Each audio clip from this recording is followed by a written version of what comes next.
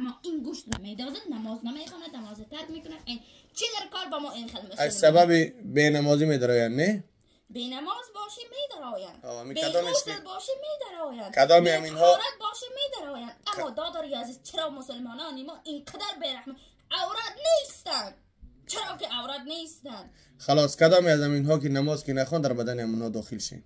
داخل میشیم عورت نیستن. یگام زنانی که در اینجا شسته چرا که سیاه پوش نیستن؟ چرا که من خواهر رو ما با همامان آمده، من عمر نام دارم از ایران هستم، سیاه پوش کردیم نماندن. اولاد این اجازت نداد، من شوهر همه این اجازت به این دختر ندادن. حالا ما مسلمان هستیم برادران عزیز، زنان مهربان، حالا سیاه پوش شوید که به این شما ما به درگاه شما نداریم. من حقلا نمیخواهم به درون این زن درایم، نمیخواهم. از بوی این نماز نیست، از بوی این شریعت غسل تمام اینها نیستن. خلاص نمیخواهم همین که همین با بدور به فرمانی الله من آمدم که این دختر را نجات یاب. سیاه پوشی میکند، نماز میخواند، سیاه پوشی عورت میشود. اگر که نشود همه ما به زنانی که به عورت میگردن میدراییم. خلاص باز میگویم چند نفری در بدن شازی؟ خودم تنها هستم، همه کافران از تنهش برآمدن، همه را در نظری خود میمونم، بدن از درون این میبرم.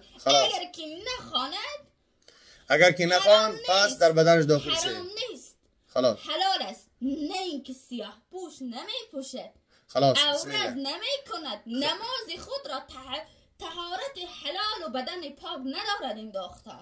خلاص انشالله من بعد ما خود را غسل میکنیم، اما با این سوره در کار، سوره های این را نمیداند مسلمانان هستید یا نه؟ خلاص بسم الله بخوری چه خلاص بسم الله میگویم بدرون از دیگر من اگر که نکند همین کارهای را که من به درگاه این ماندم، 3 حولا از این دختر میخواهیم. 3 حولا میکند به درگاه مردم میگهد. اگر سیاه پوشی لباس های عورتی است نکند، نماز را ترک کند، وررگاه 2 کودک او را میکشند.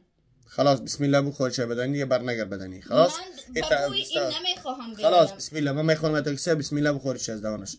اعوذ بالله من الشیطان الرجیم.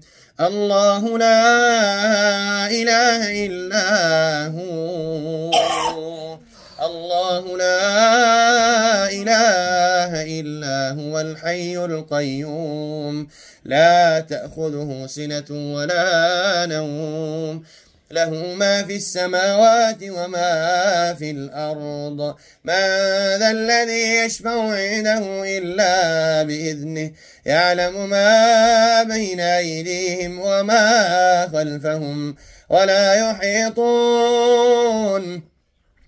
ولا يحيطون بشيء من علمه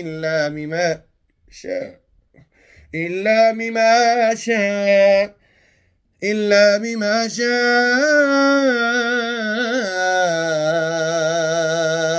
وسع كرسيه السماوات والأرض ولا يؤوده حفظهما وهو العلي العظيم.